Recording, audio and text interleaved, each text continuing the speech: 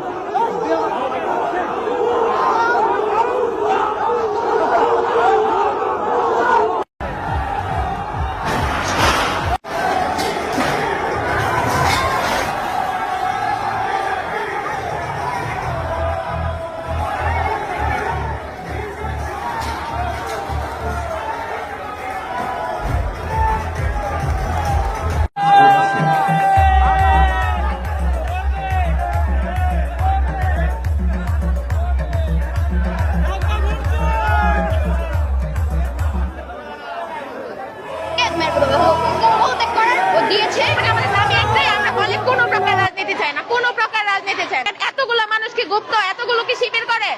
আমরা সাধারণ শিক্ষার্থী না, আমরা সবাই সাধারণ শিক্ষার্থী, আমরা সবাই সাধারণ। এখানে এটা কি প্রমাণ করবে যে এখানে এতগুলো মানুষ, এরা সবাই গুপ্ত, এরা সবাই শিবির করে? এটা কি প্রমাণ করতে যাচ্ছে?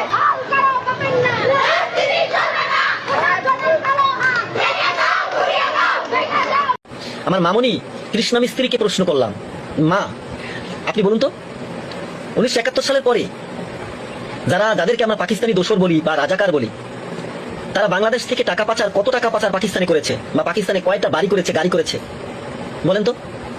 কিন্তু আপনারা যাদেরকে স্বাধীনতার সপক্ষের শক্তি বলেন, তারা হাজার হাজার কোটি টাকা নিয়ে ভারতে পালিয়ে গেছে। একটা প্রমাণ দেন তো আপনারা, জামাত ইসলামী কোনো হিন্দু বাড়ির বা কোনো জামাত নেতা একটা হিন্দু বাড়ির জায়গা দখল করছে বা জমি জমা দখল করছে? লাইভে তো অনেক মানুষ যুক্ত আছেন, আমি দেখতে পাচ্ছি। একটা প্রমাণ দেন তো। আমি হয়তো থাকবো না, আমি হয়তো দেখে যেতে পারবো না, কিন্তু দেখবেন একদিন জামাত ইসলামী এদেশের ক্ষমতায় আসবে, এদেশের সরকারে বসবে। হিন্দুদের এবং অমুসলিমদের, বৌদ্ধ খ্রিস্টান যারা আমরা আছি, আমাদের কোনো ক্ষতি হবে না। দেখুন, আমি আমার ব্যক্তিগত জীবন থেকে কিছু বলছি। আমি 2002 সালে ইন্টারমিডিয়েট পাস করার পরে যখন চট্টগ্রাম বিশ্ববিদ্যালয়ে ভর্তি হই, আমি হলে সিট না পেয়ে আমি একটা দোকানে কিছুদিন ছিলাম। তো তৎকালীন সময় ছাত্র শিবিরের সভাপতি চট্টগ্রাম বিশ্ববিদ্যালয় আহমেদ শিহাবুদ্দিন নাম, ওই বড় ভাইয়ের নাম, ভাইয়ের সাথে আমার আজও যোগাযোগ আছে। উনি সরার্দি হলে ছিলেন। আমি ওনার কাছে গেলাম, সাহস করেই বললাম যে ভাই আমার পড়াশোনা করা হবে না, বাড়ি চলে যাবো।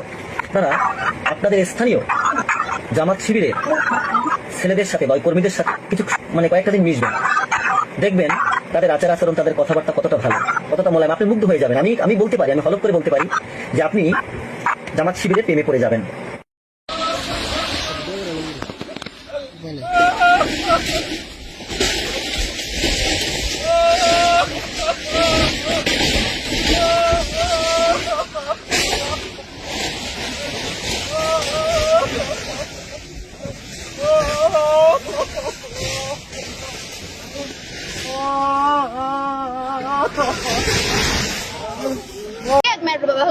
পদত্যাগ করার ও দিয়েছে। আমাদের দাবি একটাই, আমরা হলে কোনো প্রকার রাজনীতি চাই না, কোনো প্রকার রাজনীতি চাই না। এতগুলো মানুষ কি গুপ্ত, এতগুলো কি শিবির করে? আমরা সাধারণ শিক্ষার্থী না, আমরা সবাই সাধারণ শিক্ষার্থী, আমরা সবাই সাধারণ। এখানে এটা কি প্রমাণ করবে যে এখানে এতগুলো মানুষ এরা সবাই গুপ্ত, এরা সবাই শিবির করে?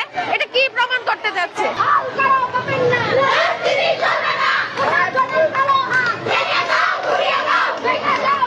এমপি আমার খেতে ধান কাটা সেটা আমি বাসায় টাকা করতে পারবো না, এই কৃতজ্ঞতা আমি শিখবো না।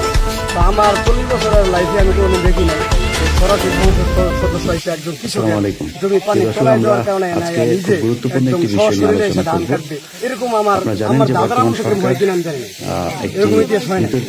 নির্বাচনের মধ্য দিয়ে ক্ষমতায় এসেছে এবং সেই ক্ষমতায় আসার পর থেকে গেল 15 বছর আমরা বিএনপির যে কথাবার্তা, যে ভূমিকা, যেই বাংলাদেশের মানুষকে যে প্রত্যাশা তারা দেখিয়েছিল, তার বিপরীতমুখী একটি চরিত্র, একটি চেহারা আমরা তাদের দেখতে পাচ্ছি। বিশেষ করে সংসদে একজন সংসদ সদস্য যিনি প্রধানমন্ত্রীর অল্টারনেটিভ, একটি ড্যামি চরিত্র, যিনি অবতীর্ণ হয়েছেন, সালাউদ্দিন সাহেব, তিনি একাই যেভাবে সংবিধানের দোহাই দিয়ে বাংলাদেশকে আবারও সেই ফ্যাসিজমের দিকে নিয়ে যাওয়ার পায়তারা করছে, সেটা নিয়ে মানুষের ভেতরে একটি প্রশ্ন তৈরি হচ্ছে যে এই সরকারও কি সেই আগের মতোই জনগণের বিপরীত প্রান্তে অবস্থান নিচ্ছে কিনা।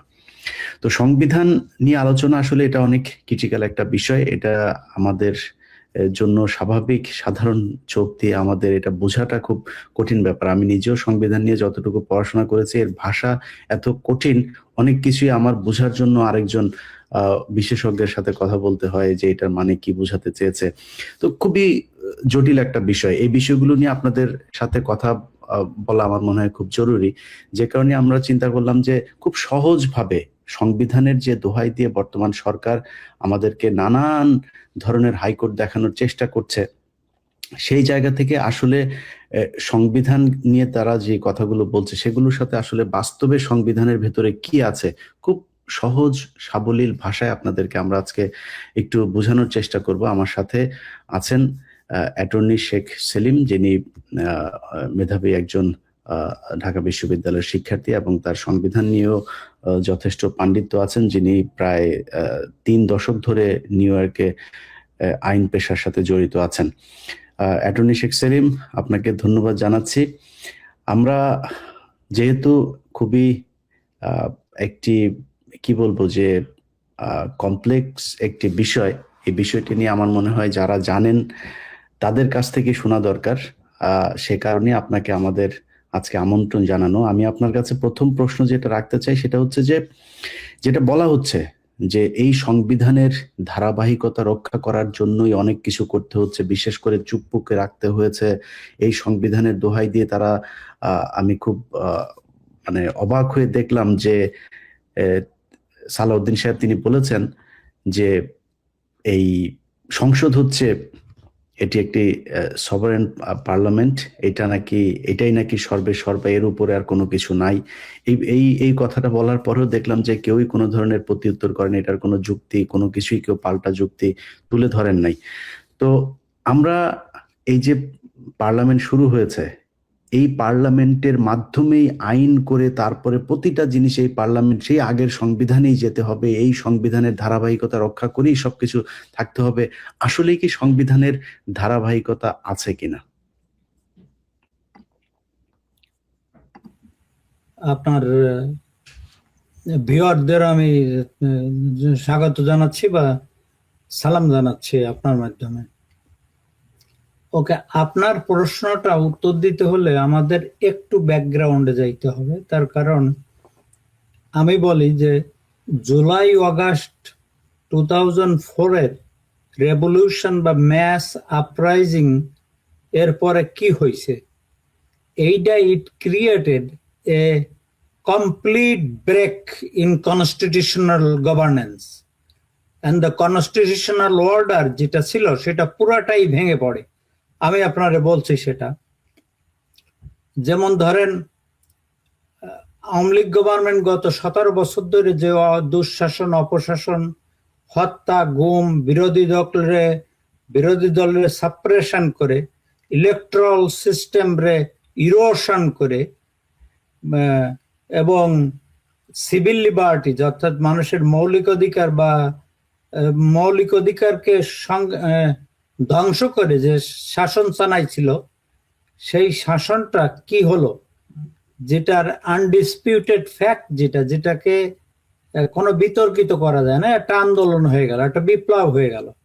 5ই অগস্ট শেখ হাসিনা তার গভর্নমেন্ট কোলাপস করলো, মানে পতন হলো। পতন মানে কি, এর পতনের তো একটা ধারাবাহিকতা আছে। তারা পতনের পরে তারা কেউই দেশে থাকলো না। আমি সেটা বলি আপনারা, কোনো কনস্টিটিউশনের আন্ডারে যদি শাসন চলে, সে কনস্টিটিউশন ইফেক্টিভ থাকতে হয়, কনস্টিটিউশনাল স্ট্রাকচার গুলা অর্থাৎ অর্গান গুলা ইনট্যাক্ট থাকতে হয়। তাইলেই বুঝবেন যে কনস্টিটিউশন কন্টিনিউ করছে বা কনস্টিটিউশনের ধারাবাহিকতা রক্ষা হচ্ছে।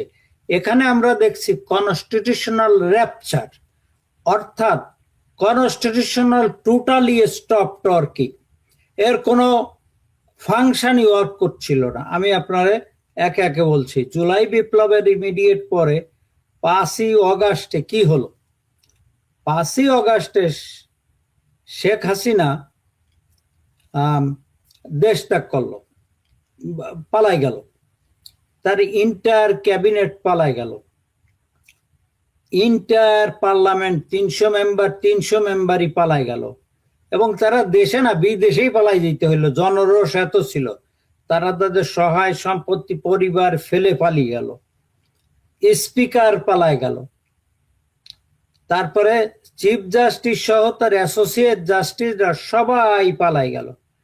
তো একটা সরকারের 3টা অঙ্গ, নির্বাহী, বিচার বিভাগ এবং আইন বিভাগ, কেউ থাকলো না, সবাই পালাই গেল। তারপরে কি হইলো, লোকাল গভর্নমেন্ট গুলোতে যারা ছিল, উপজেলা চেয়ারম্যান, ইউনিয়ন কাউন্সিলর, তারাও পালাই গেল। সিভিল বিউরোক্রাসি যারা ছিল, সচিব, পুলিশ, সমস্ত কিছু পালাই গেল। এদের কোন, দিস আর আনডিসপিউটেড ফ্যাক্ট। প্রেসিডেন্টও দোয়া ইউনুস পড়তেছিল, he was on the verge of flying. তারপরে সাম পিপুল কইছে তারে, বলছে না আপনি থাকেন, ওকে। তারপরে কি হলো, রাষ্ট্রযন্ত্রে বিরাট এক শূন্যতার সৃষ্টি হলো, আইনগত শূন্যতা, কনস্টিটিউশনাল অর্ডার, কনস্টিটিউশনাল গভর্নমেন্ট যারা শেখ হাসিনার রেজিম ছিল, তারা সবই ভেঙে পড়লো। তার মানে কি, কনস্টিটিউশনাল র্যাপচার, এটা একটা শব্দ হচ্ছে কি, কনস্টিটিউশনাল স্টপ ওয়ার্কিং।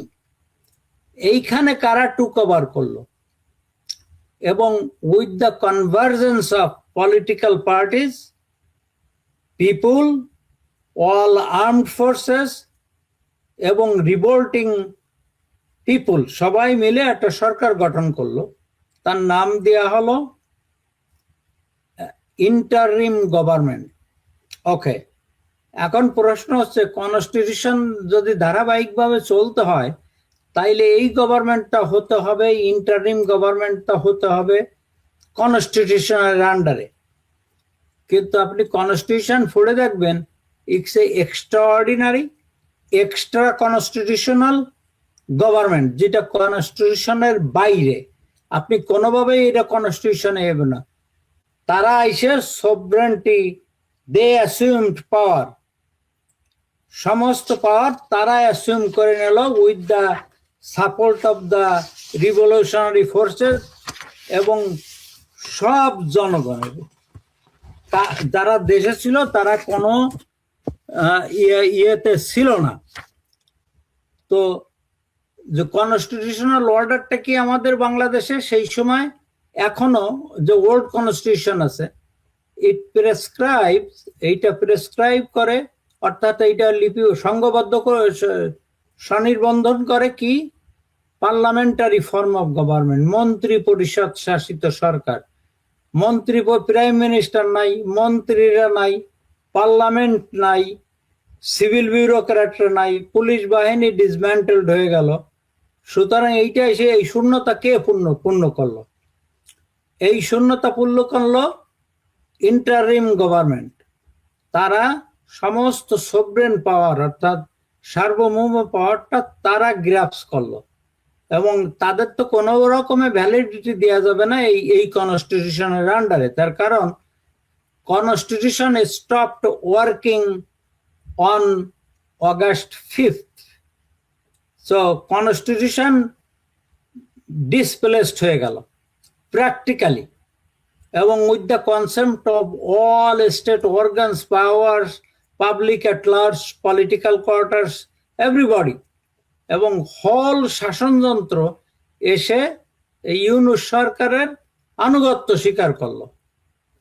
তার মানে কনস্টিটিউশনাল অর্গানের কোনোটাই আর ইফেক্টিভ থাকলো না। কনস্টিটিউশনাল শাসনটা পুরা বন্ধ হয়ে গেল। It stop working completely, সিসেশন। বিচার বিভাগ, আইন বিভাগ, নির্বাহী বিভাগ সব নতুন করে ইউনূসের বর্ষতা স্বীকার করলো। ইউনূস তো কোনো কনস্টিটিউশনাল গভর্নমেন্ট না, কোনো লয়ার কেউ কিছু বলতে পারবে না, কোনোভাবেই দেখাইতে পারবেন না আপনি এটা। It's impossible. তার কারণ আপনি প্র্যাকটিক্যাল জিনিসটা, এই পলিটিক্যাল ফ্যাক্টসটা এবং প্র্যাকটিক্যাল ফ্যাক্টস, এটা তো আপনি রিপ্লেস করতে পারছেন না, এটা তো সত্যি কথা, ইজ আনডিসপিউটেড। তারপরে তারা কি করলো? তারা অর্ডার ইস্যু করা শুরু করলো, তারাই রাষ্ট্রটা চালালো এক্সটেন্ডেড পিরিয়ড। 1.5 বছরের পরে তারা রেগুলেশন করলো প্রায় 133টা। এগুলো কেন এরা করেছে? Constitution was not the source, because ওই যে আমাদের দেশে একটা কথা বলে না, যেমন আগে, বর্তমানে যারা বলছে তারাও বলছে, আগেও সবাই বলছে, ইভেন মরহুম বেগম খালেদা জিয়াও বলছে যে কনস্টিটিউশন ছুঁড়ে ফেলে দেওয়া হয়েছে। ডিসপ্লেসমেন্ট মানেই ওইটা, স্থির বলে দেওয়া হয়েছে। The constitution still remains displaced, এখনো ডিসপ্লেসড আছে। তার কারণ বর্তমান সরকারের পাওয়ার নাই ওই কনস্টিটিউশনের ইফেক্ট দেয়া, সেটা আমি একটু পরে বলতেছি কিভাবে। সুতরাং কনস্টিটিউশন, এই যে বর্তমান ইলেকশনটা হয়েছে, এই যে ইউনূস গভর্নমেন্টের authority, it was not created by the constitution. কনস্টিটিউশনে কোনো প্রভিশন নাই, কোনো বিধান নাই যে ইন্টারিম গভর্নমেন্টে ভ্যালিডিটি দেয়া বা এইটা ইন্টারিম গভর্নমেন্টে ঢুকানো। Constitution is the supreme law. আপনি অনুমান করে বলতে পারবেন না যে এইটা কনস্টিটিউশন। যখন সুপ্রিম ল বলতেছে যে সবচেয়ে বড় আইন, এবং এই আইনের সাথে এনিথিং সাংঘর্ষিক অন্য আইন, সেটাও বাতিল। তো যেখানে ইন্টারিম গভর্নমেন্ট নাই, যেখানে council of advisers, interim government Yunus lead করেছে, তার সম্পর্কে একটা কাউন্সিল অফ গভর্নমেন্ট সম্পর্কে আপনি খুঁজে পাবেন না। এখানে আমি আর একটা কথা বলি, কিছু কিছু সময় শোনা যায় যে বাংলাদেশের লোকজন বলেন যে ওয়েল, সুপ্রিম কোর্ট তো এটি অ্যাপ্রুভ করেছে 106, আর্টিকেল 106 এর মাধ্যমে। Supreme court still is bound under the constitution.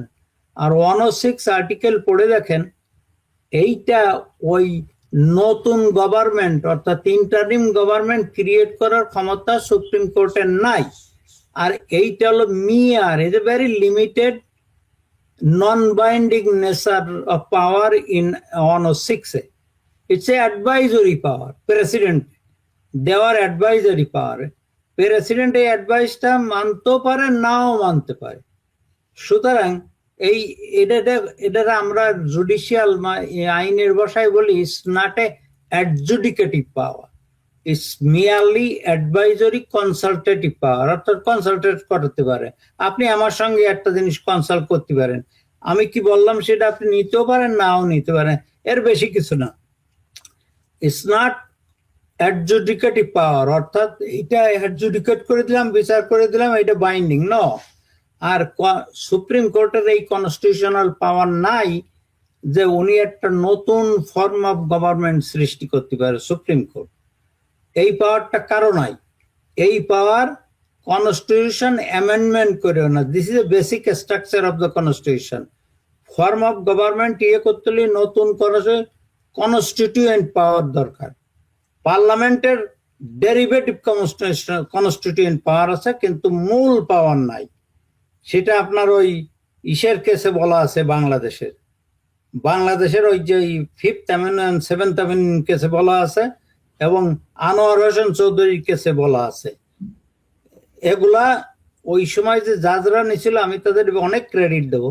এগুলো বহু দেশের জুরিসপ্রুডেন্স ঘেটে নেওয়া হয়েছে, তার কারণ ওই কেসগুলার যে প্রিন্সিপাল আমি এক্স্যাক্টলি ওয়ার্ড বাই ওয়ার্ড মিল পাইছি আমেরিকান কনস্টিটিউশনাল কেসে, যেটা 1800 পর্যন্ত মানে পিছনে যে আমেরিকান সুপ্রিম কোর্টের রায়গুলা দিছে। সুতরাং এই কেসগুলার ক্রেডিবিলিটি আছে। দুইটা বোধহয় দেওয়া চিফ জাস্টিস খায়রুল হকের, উনি আমার টিচার ছিলেন। ওনার 11 তত্ত্বাবধায়ক সরকার বাতিলের জাজমেন্ট নিয়ে প্রশ্ন করা যায়, কিন্তু এইগুলো ভেরি ওয়েল স্ট্রাকচার, ওয়েল রিজন্ড, এবং খুবই ঘাইটে ঘুটে উনি এই রায়গুলো দিছেন, যার জন্য এ নিয়ে তেমন কোনো কন্ট্রোভার্সি হয় নাই। এবং it's remains a binding principle of constitutional law in Bangladesh. আর এটা অ্যাপিলেট ডিভিশন, এটা ফাইনাল ডিসিশন। এই ডিসিশনের আন্ডারে যেমন Bangladesh Italian marble works versus Bangladesh 5th amendment case বলা হয়, এই ডিসিশনের আন্ডারে এবং কনস্টিটিউশনাল জুরিসপ্রুডেন্সের অর্থাৎ কনস্টিটিউশন আইনের, শুধু বাংলাদেশে না, এটা ওয়ার্ল্ড ওয়াইড যেখানে রিটেন কনস্টিটিউশন আছে, সেইটার আন্ডারে ইউনুস সরকারের কোনোভাবে কোনো উপায়ে এইটারে কনস্টিটিউশনাল গভর্নমেন্ট বলা যাবে না। তার মানে ইনস্টিটিউশন ইউনুস নেওয়ার আগে 5ই অগাস্টেই কনস্টিটিউশন র্যাপচার্ড হয়ে গেছে, ডিসপ্লেসড হয়ে গেছে, অর্থাৎ এটা ছুঁড়ে ফেলে দেওয়া হয়েছে। ছুঁড়ে ফেলে মানে এটা ফেলে দেওয়া হয়েছে। তারপরে ওনারা তো এখন, ওনাদের ভরসা তো এখন ওই যে আর্টিকেল 106, আপনি যে অ্যামেন্ডমেন্টের কথা বললেন, ওইটাতে ওনারা যেতে চায় না। ওনাদের মানে ধরেন আওয়ামী লীগের মূল পুঁজি হচ্ছে 72-এর সংবিধান, তারপরে যদি ধরি 4th অ্যামেন্ডমেন্ট পর্যন্ত, তাই না? কিন্তু বিএনপির মানে মূল কি? বিএনপির মূল হচ্ছে 5th অ্যামেন্ডমেন্ট। 5th অ্যামেন্ডমেন্ট তাদের ধরা হচ্ছে, তারা 5th অ্যামেন্ডমেন্ট এখন মানে না, যতটুকু তাদের কার্যক্রমে বোঝা যাচ্ছে। তো তাদের এখন মূল পুঁজি 106, এর বাইরে কোনো কিছু। আমি সালাউদ্দিন সাহেব, উনি সাংবাদিকদেরকেও এই প্রশ্নের উত্তরে উনি 106 এর এটাকে রেফারেন্স দিয়েছেন। তো শোনেন, যারাই 106, আমিও নিজে শুনছি, শুধু সালাউদ্দিন ভাই না, অন্যরাও বলছে, কিন্তু যারা বলছে তাদের আমি সবিনয়ে অনুরোধ করব যে 106টা একটু পড়ে দেখতে। এবং ধরেন ব্যক্তিগত লোক পড়ে বোঝে, অনেক আইনজীবী যারা কনস্টিটিউশনাল সামান্য একটু বোঝে, বা যে কোনো 106 কোনো অ্যাডজুডিকেটরি পাওয়ার না। একটা সবকিছু আর্গুমেন্ট শুনে সুপ্রিম কোর্ট একটা জাজমেন্ট দিল, সেটি অ্যাডজুডিকেটরি পাওয়ার। আর সুপ্রিম কোর্টে বলা হলে এই ব্যাপারে একটা ওপিনিয়ন দাও আমারে, সেইটা হলো অ্যাডভাইজরি পাওয়ার। অ্যাডভাইজারি পাওয়ার, ইভেন অ্যাডভাইজারি পাওয়ার এটা কোনো রায় না, এটা মেয়ারলি একটা অ্যাডভাইজরি পাওয়ার। পড়ে দেখেন, ওখানে বলা আছে একদম clear, simple language, is text clear. আমি বাংলা পড়ি না, ইংরেজিটা পড়েছি। It's clear. যারা একটু ব্যাখ্যা জানে, ব্যাখ্যা দিতে বোঝে, তাদের কাছে এটা ক্লিয়ার, এবং কেউ এইটা বলতে পারবে না। এখন ধরেন আমি যদি বলেন ওনারা যে এইটার মাধ্যমে সুপ্রিম কোর্ট এটা ভ্যালিডিটি দিছে, আচ্ছা ভ্যালিডিটি দিছে আগে সুপ্রিম কোর্ট, আই থিঙ্ক 1956 বা 55-এ Pakistan supreme court Ayub government, বা 58-এ আইয়ুব গভর্নমেন্টে ভ্যালিডিটি দিছিল, বলছিল যে ডক্ট্রিন অফ নেসেসিটি। এই পাকিস্তানও এই ডক্ট্রিন অফ নেসেসিটি ইফতেখার আহমদের জাজে টেড অ্যাবান্ডান্ড। আর আমাদের 5th avenue Anwar Chowdhury case 89, এবং 5th অ্যামেন্ডমেন্ট কেস কত সালে আমি মনে নাই, এবং কুদরতি খুদা ইলাহি কুদরতি খুদা পানির ভার্সেস বাংলাদেশ এই কেসে এবং ওই মার্বেল ভার্সেসে এখানে বলা হয়েছে ডক্ট্রিন অফ নেসেসিটি কোনো অবৈধ শাসনকে ভ্যালিডিটি দিতে পারে না। সো দ্যাটস এ ওয়ার্ল্ড, এবং সুপ্রিম কোর্ট এটা ওভাররুল করে দিছে। লেট অ্যালন সেটা সুপ্রিম কোর্টে তো সেটাই অ্যাডজুডিকেটিভ পাওয়ারের ভিতরে দিছিল, কিন্তু এখানে অনেক বেশি